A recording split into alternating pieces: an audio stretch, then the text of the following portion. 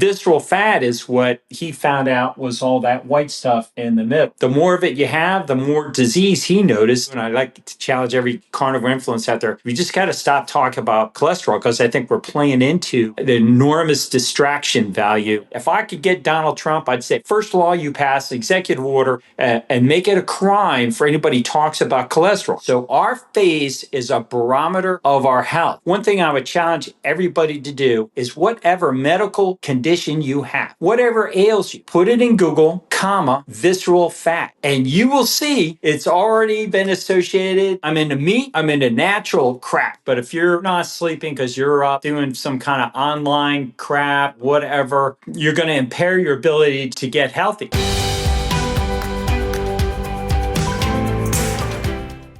Just for those that don't know you, I think most of the folks probably do. Just quickly, just tell us who you are real quick, if you don't mind, Shawn. Yeah, sure. So I'm Shawn O'Meara. I'm a formerly trained emergency medicine doctor. So I trained in emergency medicine, not orthopedic surgeon like Shawn. It's interesting, a lot of carnivore physicians, they all have different backgrounds, but I was an ER doctor in the Army, and I took care of the presidents and vice presidents when I was on active duty. And I've done concierge medical practice. And I transitioned from concierge medicine to actually health optimization, and gradually worked my way through paleo, low carb, paleo, keto, and then arrived at carnivore, the sweet spot. And that's what I do today. I work with people that are motivated, interested in being the best, I like to say, the best biological versions of themselves possible. And my chief tenet is I get them on meat. If they're not eating meat, I get them on meat. And that's predominantly what they're eating. But I do work with people all over the world, including vegans in India that will not eat meat. And I can get them healthy, but I got to get them off. I got to get them off processed foods. And I say healthy in a relative way, but they do get better. I'll say that. But I'm always telling them they're not going to get nearly as good as somebody who's eating meat-based diet. Yeah, fair enough. And yeah, I think meat is it, man. It's a superfood. One of the things that you particularly have an interest in is obviously visceral fat. I know you've been recently talking about some of the interventions that improve that situation because most of us have too much visceral fat, or at least it's assumed that we do. What got you interested in that particular topic? Yeah, I got myself pretty healthy, cutting out carbs and moving away from processed foods. And then I actually met a fellow physician who was a researcher from the UW, kind of up in your area. And he was at the University of Washington studying atherosclerotic cardiovascular disease. And on his own, he noticed when he would do MRI scans, he was interested in MRIs, that the people that had the most amount of chronic disease, which heart disease is included, had the most amount of this white stuff inside their abdomen, right here in the middle. And so this is the belly button, and this is a person laying down on their back here, just so for the sake of the audience.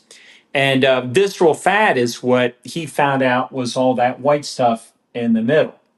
And the more of it you have, the more disease he noticed. And he started studying it. And probably about 4 or 5 years of studying it afterwards, he met me, and he invited me to join his medical practice because he scanned me. He bought a MRI scanner. This guy was very serious about his research, and got an MRI scanner and scanned me. And I was terrified. I was like, I didn't know anything about visceral fat, but he let me know in the hour or two that we talked, it was really bad stuff. And when I got scanned, I fortunately did not have hardly any inside of me. But I was pretty excited right from the get-go and started studying and joined his research practice. And then we got a grant from the National Science Foundation based on our results. And we studied it for another 7 years and in over 6,000 people, Americans. And we looked at their stated chronic disease, anything they had. We looked at whatever was on their medical problem list, tracked it to the elimination of visceral fat. And it was just astounding how much better of a marker it is, Shawn, than cholesterol. And I like to say, I'm going to say it to you, and I like to challenge every carnivore influence out there. We just got to stop talking about cholesterol because I think we're playing into the enormous distraction value and technique that I think conventional healthcare, big pharma, big food processing. Everybody's got a share in this problem with disease in our country. And if we're not going to use the right metrics, how are we going to get better? So I've long abandoned cholesterol for the sake of looking at more direct models of disease. And I use the ratio, I look at the two metrics when it comes to research, signal to noise. And signal is what really matters. Noise is distraction. And the problem with cholesterol is just got way too much noise. So I like push it away.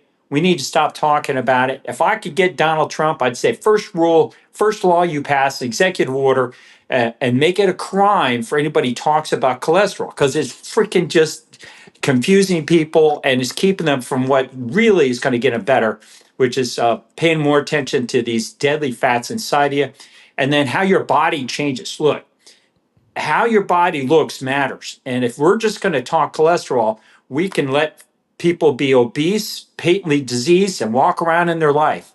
But if we really track metrics that really matter, you're going to see that you're going to look better, you're going to perform better.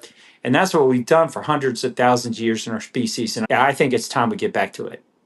Yeah, certainly. I think one of the reasons we measure these sort of lipid values in the serum, it's just this easy to do. It's just like convenient. And so we've built a whole practice around serology, and it's just that's something we can easily measure. I don't know how useful it is, but we'll just make a whole science around that, and we find some associative data. And so I certainly agree with that. Obviously, visceral fat is harder to measure accurately. Obviously, you can tell me more on this, but obviously an MRI is going to be probably the gold standard, I would imagine.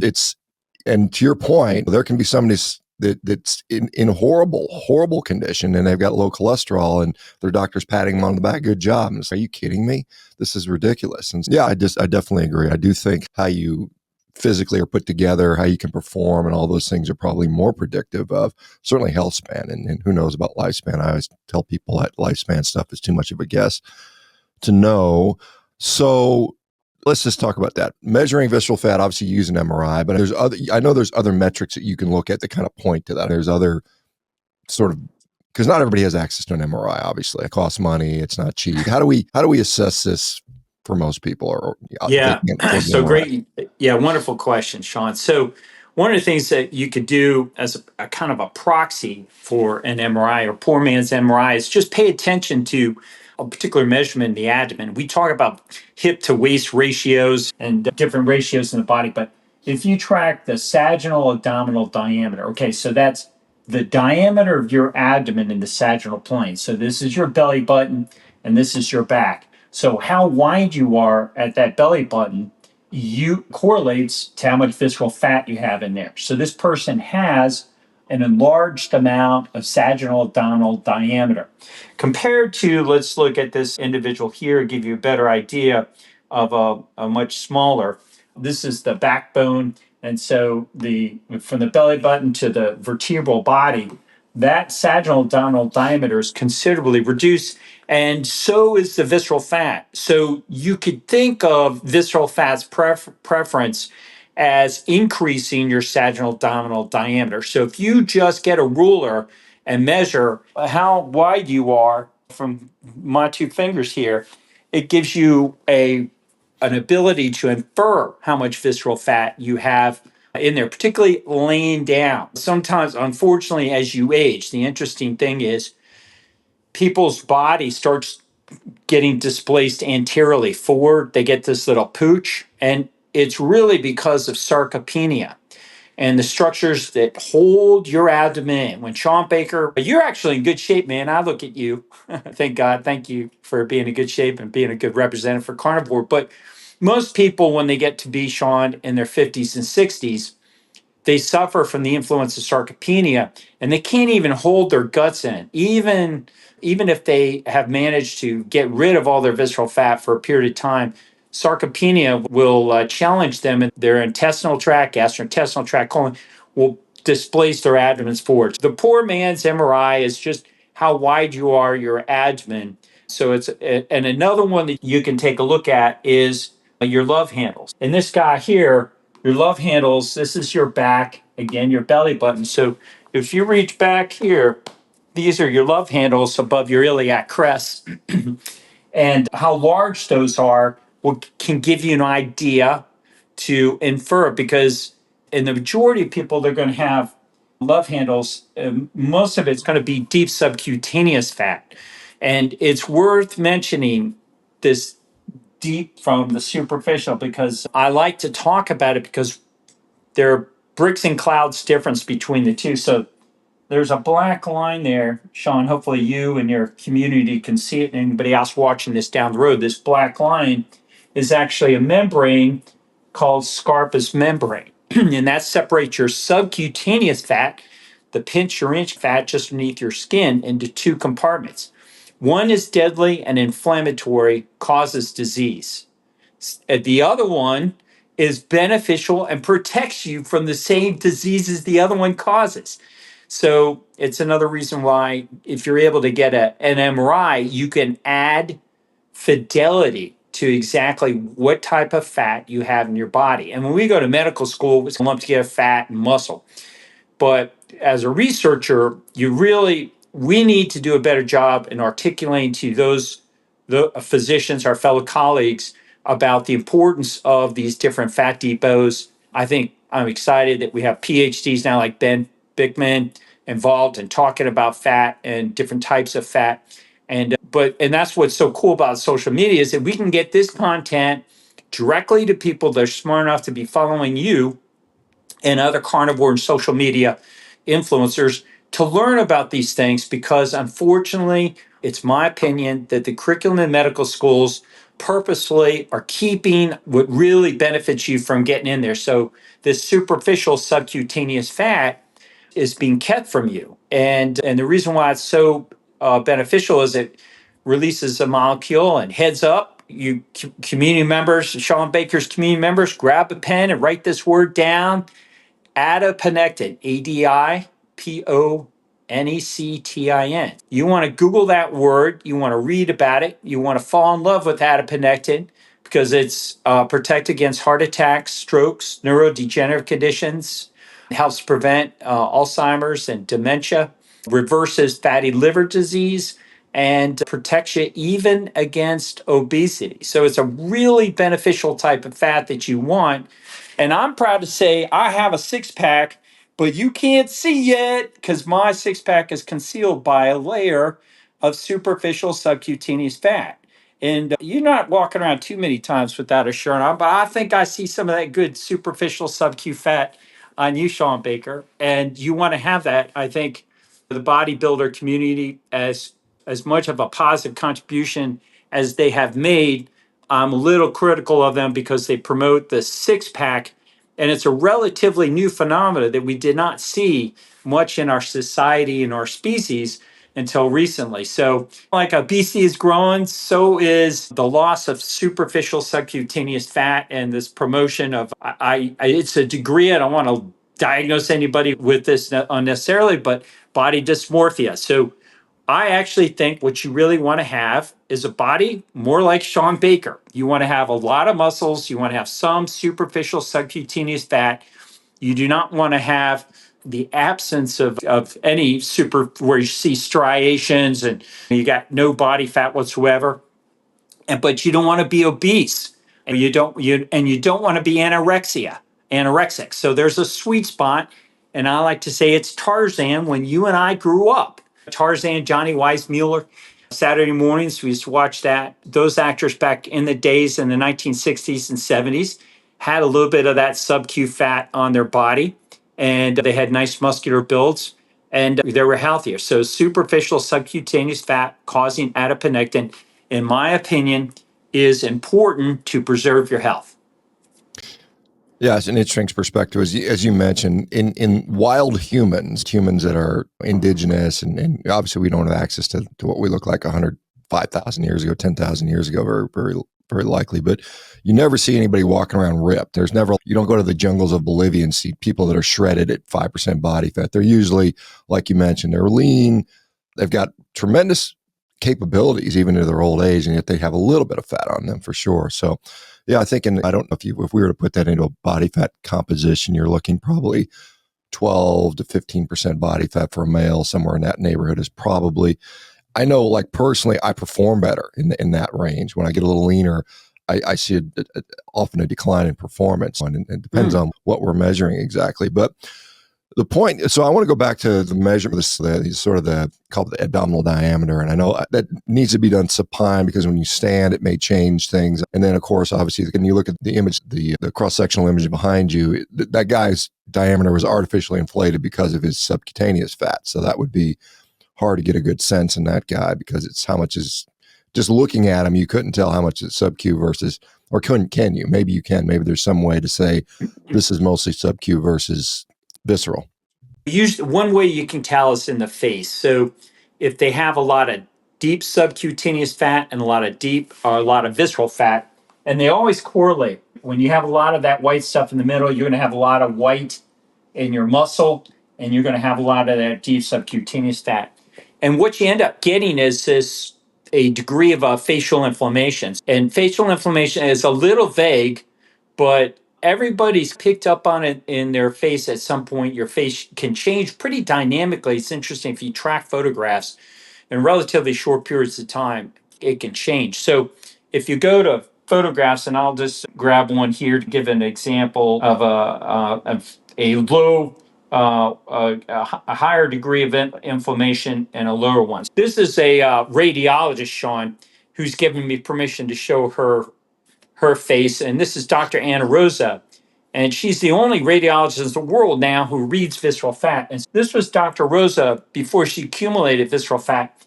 And this is Dr. Rosa now or after she accumulated it. So it causes a puffiness, it causes some widening, but it's not just for being obese. It's really having this inflammatory fat. So an example of somebody that does not have facial inflammation but has some levels of obesity is this individual here, or Numi Yu. I forget what she is. She's a model, but look at her face, Shawn. She's got a pretty face. She doesn't really have an inflamed looking face, but she's got a big body. She's got some adiposity on her, and will be physician like and discuss. So the fat that she has is stored mostly on the outside and is going to be, to your question, more superficial in nature as opposed to the deep visceral fat or deep subcutaneous fat or the buried visceral fat inside of her abdomen. So one way to tell if somebody has visceral fat will be, and it's more the influence of it. Okay, so I could open up you or myself and put a huge amount of visceral fat. It's not going to change our face for a while, but over a period of time, it's the molecules that get secreted, the inflammatory molecules that get secreted that change your body's tissue, and including your face. So our face is a barometer of our health. And so your face really tells the story of how healthy you are and how well you're living. But it's over a period of time. Keep in mind, these are snapshots. And so my client patients that work with me, I get them to take photographs of their face, their bodies, their abdomens, their profiles standing on the side, and measurements, and watch how much that changes over a period of time. So hopefully for community members fortunate to be listening to us today, they can learn that, start doing it themselves, and it give them a rough idea about how they're doing visceral fat based on their face. And it really does change over a period of time. And I'll just show my facial photographs over about 6 photographs when I'm in my 20s till where I'm 48 there, and my face is maximally inflamed. Boy, it's hard to get that thing to cooperate. Sorry, I'm in this hotel. But my face is a lot more inflamed there. And then age 53, here I'm 48. Now I'm 61. My face has got a lot more leaner, a lot less inflamed because I just have vanquished visceral fat, inflammatory fat around my heart, fat in my muscle. I declared war and I got rid of it. That's what I do. That's my jam, man. What you say visceral fat is bad for us? What is it? Why? What is it associated with? Does it drive heart disease or cancer? What do you think it's associated with? Yeah, so great question. And everybody's listening probably loves the fact that you just answered that. So one thing I would challenge everybody to do is whatever medical condition you have, whatever ails you, put it in Google, visceral fat, and you will see it's been studied.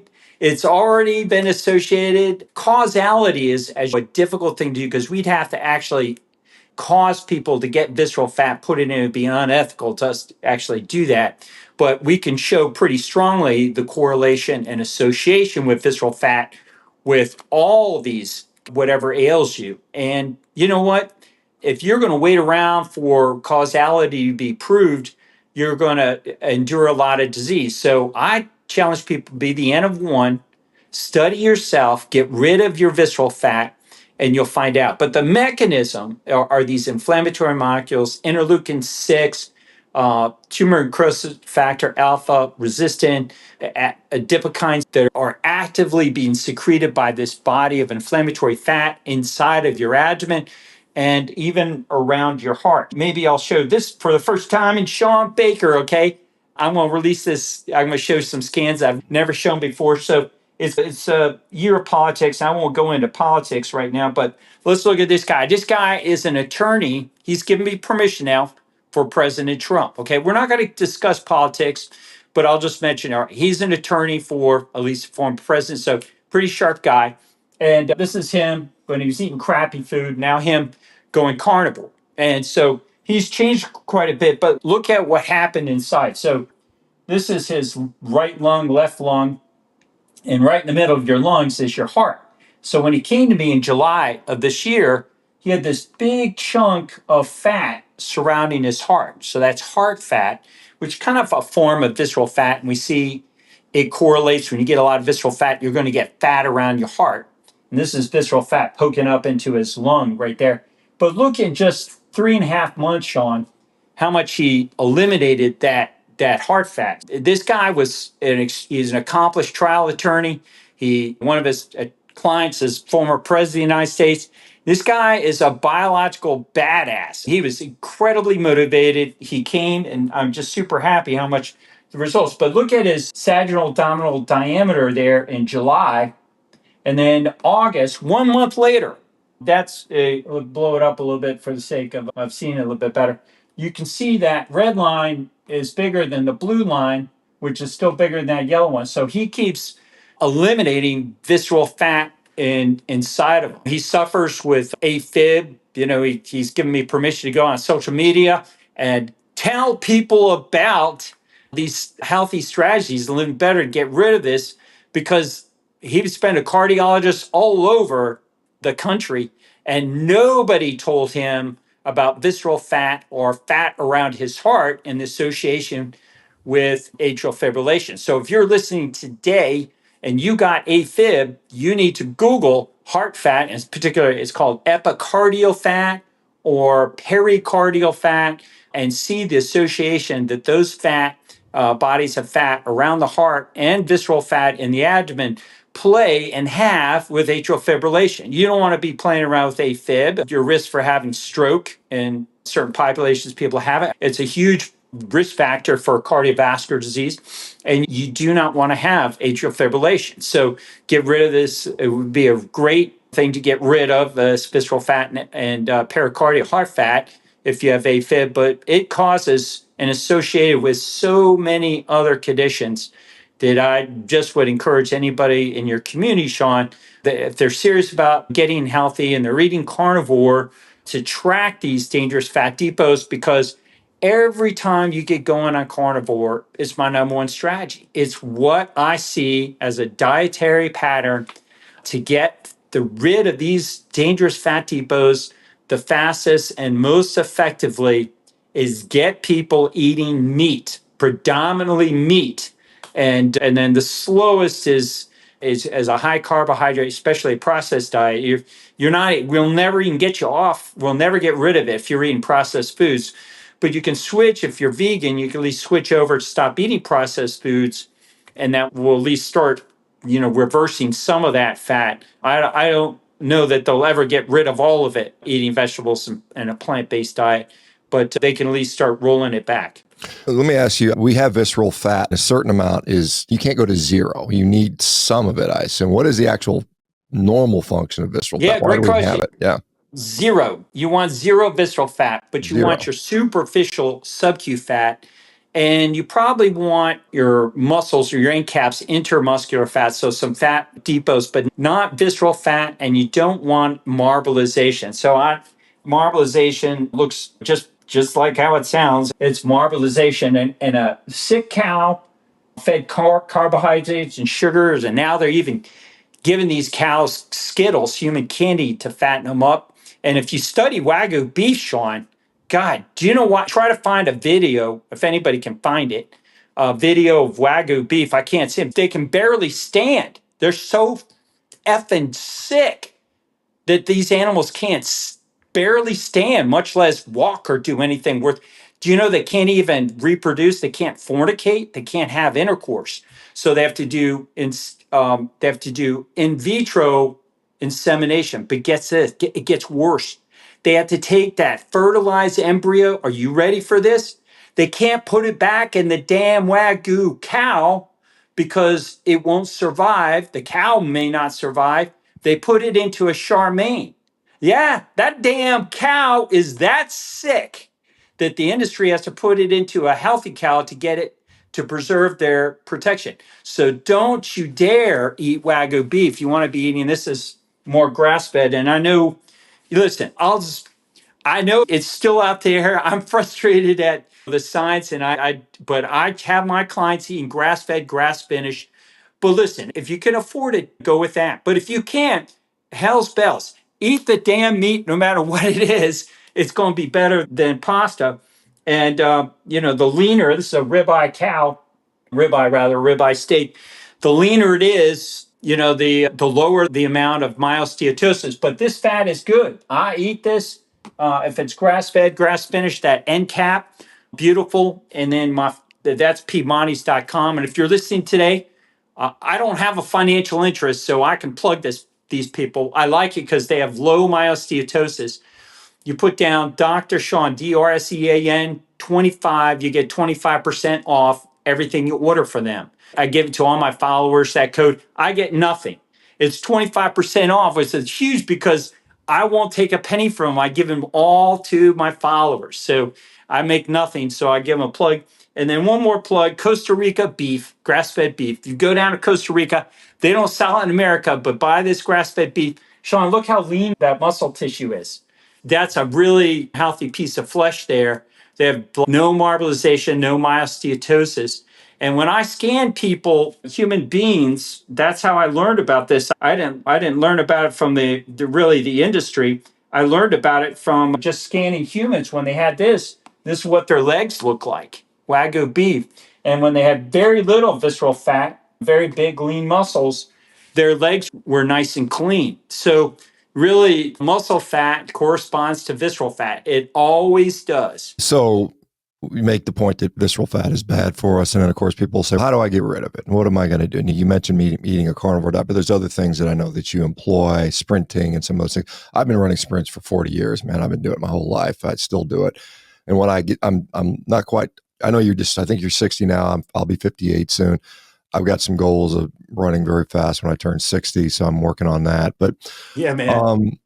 Let's go through that. Actually, I want to ask you more about nutrition, because if I'm eating a diet that is devoid of carbohydrates, I'm going to struggle with only lean protein though, Shawn. There's got to be a certain amount of fat I'm obtaining. How do you recommend people get their fat?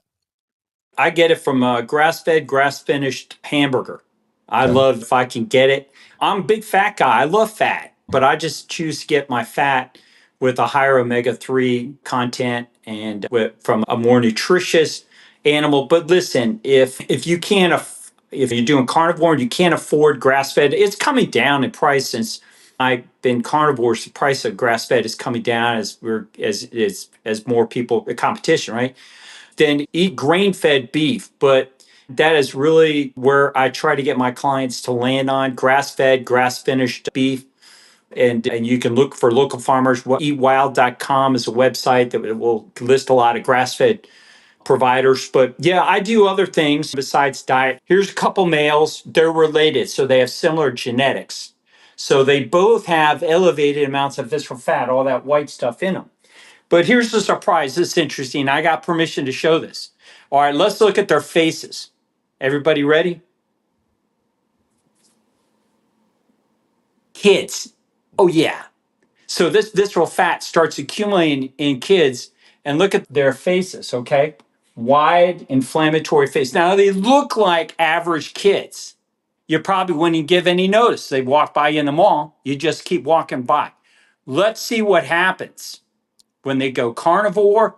They start sprinting, they get in sunshine, they do the strategies we get them to do, and they lose their visceral fat. Watch this. Ah, look at those faces now. Now you're a physician. These lips are thin. These lips are well perfused now with blood. And the molecule of hemoglobin is now ultra saturated with oxygen because of the improved levels of health in this boy and his brother. Both of their faces change. They go from average looking to now looking like they could be child models. So that was about 7 months period of time. Their family gave me permission, their parents, to show them off, to encourage them. I showed this to a pediatrician who started crying, who's does endocrinology, because she sees these fat kids but never sees them get better. But honestly, getting these kids carnivore, the whole family went carnivore. They came down together, 11 of them. They brought both sets of their grandparents with them. So 11 people, pretty stressful 3 days they came down to do it, but we knocked them out. We scanned every one of them, and now that whole family is getting healthy together. So I do try to promote people when they go carnivore to consider doing this with your spouse, your significant other, with your family member. And the big take home items I try to get people to do is carnivore. I get people eating fermented foods. If you're strict carnivore, consider fermented animal products. So like yogurts, kefir, fermented cheeses, but for darn sure, make sure it's really fermented, aged, not some ricotta, mozzarella that's just processed sweet cheese. You want to that fermentation protects it, and because kids and yeah, really infants are the ones that have a microbiome that's better suited for processing dairy. So I get my adult clients off of dairy unless it's fermented. And of course, no flavors, no fruits. Don't fool yourself. Don't put in get blueberry yogurt or vanilla flavored. It's got to be plain, unsweetened, full fat, all natural, organic yogurts and kefirs. That's what I do. But yeah, huge change. And that's the first time I've ever shown this on a podcast. So I saved it for you. Thanks for doing that, Shawn. Appreciate it. So let me ask you some more questions about obviously adjusting our diet, and then you're a fan of sprinting. I like it just for the overall benefit it provides from a performance standpoint. Why sprinting versus jogging or some other activity or weightlifting or perhaps both? What are your thoughts around that? Yeah, so sprinting is really a game changer. And we learned in the National Science Foundation about the impact that sprinting has. If somebody is doing distance running, it became really difficult for us to eliminate the visceral fat inside of them. It's probably because of reactive oxygen species that are preserved inside of somebody who's a distance runner, like this guy right here. When you exercise, you get these reactive oxygen species. And also, if you're going to be just doing distance running, your body is telling you to hold on to energy and store energy. And so it just became really, really difficult to get rid of this visceral fat if somebody was a distance runner. And then in this guy here, he was 10 miles a day, 5 days a week. This was February of 2017. Then we got him to sprint and stop running, and look at the dramatic difference just in his body habit. So he increased his muscles. He got a six pack. He decreased his visceral adiposity. He decreased his deep subcutaneous fat considerably, and he just overall improved. So sprinting it does produce reactive oxygen species, but in a shorter window, and so not as much. And it's more of a stress hormetic. So when it comes to exercise, we get all our clients doing maximum intensity exercise. So if you want to understand what that is, have a wander over to ShawnBaker's house and watch him on the rowing machine. That's the maximum intensity exercise, okay? So you want to crush it. You want to do something, it's akin to like almost fighting, okay, for your life and death, that kind of a situation. Not to play wrestling or something, but you want to maximally engage for a short period of time. And it's hormesis. That which does not kill you makes you stronger, but you want it maximal, you want a short window and not sustained. So running is something we get people off of. We get them doing maximum intensity exercise, push-ups to failure, pull-ups to failure, squatting to failure, rowing maximally intensity to failure and done, and sprinting and not doing durational exercise. Yeah, I think with sprinting, like sprinting on the ground, running is obviously, if you can do it, a lot of people get hurt doing that. So it takes time to build up to that. I think that's pretty well recognized. People pull hamstrings and quads and stuff like that. And biking seems to be a little more forgiving. You get on a bike and just go. You tend not to hurt yourself on that, but you can go all out. So sprinting can take place in a few forms. It can be rowing machine, bike machine, right, skier, sprinting on the ground. I think from my perspective, I like sprinting on the ground. I think that's the top modality that you can do in my opinion. But again, there's some potential injury things you have to be concerned with. So you have to build up to that in a very safe way. Would you agree with that? No, I agree completely. And if you got a lot of visceral fat, you're really going to have to recognize that you're more vulnerable to, just like you said, Shawn, straining a hamstring or a muscle, and your biomechanics are going to be more challenged when you're not so much older, but from that influence of visceral fat that you've had. So one kind of, I tell people, get on a stationary bike, dial up the resistance, get in a rowing machine, and you can try sprinting in short periods of time doing that. But an interesting example of this that I'll show you too, that I think is interesting, I recently tweeted about this, is check out this guy here who's trying to, let's see if this thing will work. This is a skipping guy. Yeah. So this guy can't skip because he's lost his neurologic performance, his ability to skip. And it's not really from age. If you can do this and you're older, you're healthy. But you'll see people that can't will have an inflamed face and an enlarged abdominal diameter. Now, in just a few seconds here, this young lady is going to stand up right behind him. She's going to skip effortlessly past this guy. But if you're getting on trying to sprint, you might be able to run fast. You might be able to sprint as your maximum effort, but you see how easy it is for her. You run the risk of falling. If you're more diseased, you can try sprinting up a hill where the neurologic functionality is not so challenging. So sprinting up a hill, once you've maybe done sprinting on a cycle for a while, some sprint rowing, and even sprint swimming in a swimming pool, then you can gradually introduce, and I like to get my more diseased clients, which is code for people that usually have had visceral fat for a long time, i.e. some gray hair types, to transition before they sprint on level ground to sprint going up a hill. And you actually get more of an effort return on your investment by doing that. And, the former COO of Yahoo was sprinting on a treadmill. He fell off and hit his head and it killed him. So I do not recommend trying to sprint on a treadmill, a moving surface, because from a species standpoint, when we sprint on the ground, and our ancestors did for hundreds of thousands of years, that ground was stable. It was still, it was not moving. So these contraptions, I'm a purist. I'm into meat. I'm into natural crap. I don't like moving machines and stuff. I haven't found a solid objection to rowing as long as you don't do it too long. I think that's cool and safe.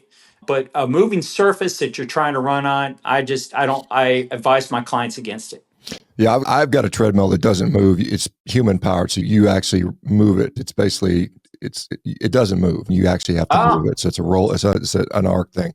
Which, and again, there is the concern that you would slip or fall or something like that. Although I, unfortunately, because it's so crappy weather out here in the wintertime, it's not practical to get out and sprint outside. So sometimes I'll do that indoors. But one of the things that I think is, and I'll just add this to my own sort of experiences, there's this concept of extensive plyometrics, which are basically this low level, high volume, repetitive plyometrics, because the tissue itself has to adapt to those higher forces. Because sprinting and jumping, and particularly hopping, are incredible forces. Hopping on one leg for distance or height is incredibly hard for anybody that hasn't tried it, particularly as you get older and in my case, heavier.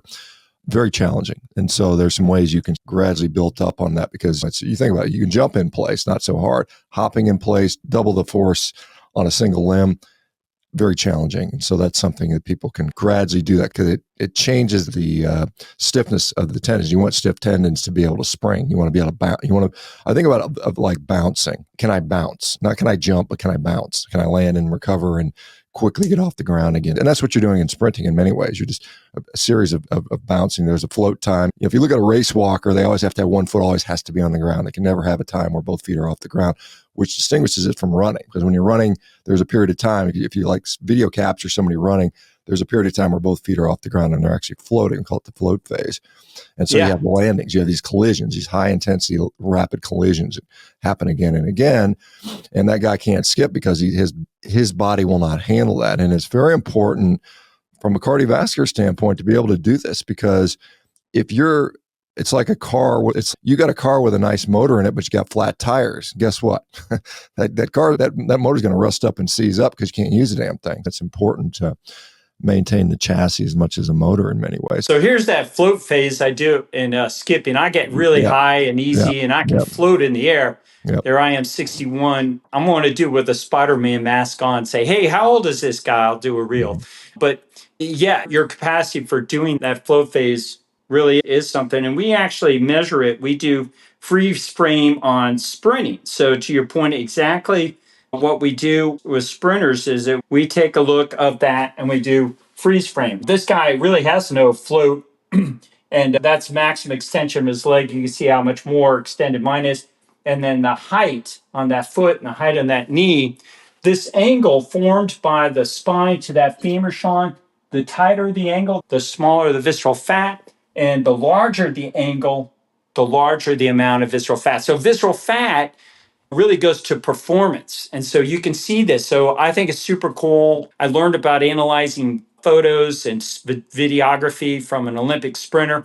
And then I just applied it to biology, to health, instead of to speed, and figured out all these things. But almost any kind of behavior or activity that a human does, you can analyze it for how healthy you are, because the healthier you are, the better performing you are. So I will predict that ShawnBaker is across the board damn good at just about everything relative to other 58-year-olds. I mean, you're gonna dominate because you're more healthy than other people.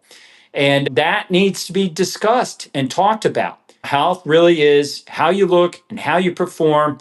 And it's way more than just visceral fat or something like that. You really want to look good and you want to perform well. That's life. Yeah, I want to just comment on the picture of your comment. You see how your whole body has about a 30-degree lean there, and that is probably in the acceleration phase, the beginning of a sprint, because you look at sprinters that come out of blocks, they're low, and for the first 20 meters or so, they're down, and then they start to come up into maximum acceleration when they're higher. But this is where the hill becomes so important, because the hill forces you to lean forward. You can't run up a hill straight because you'll fall over backwards. So it forces you to adopt that acceleration technique. And so that's why hills are they force you to have better technique, which is something. And then you also less likely to hurt yourself. So I wanted to just mention that, because that's a great reason if you got hills. If you live in Florida, sorry, you have to find an on-ramp or something, because there's no hills. There's almost no hills in Florida, but some places hills are great. And I've got one unfortunately, my driveway is a nice 80-meter,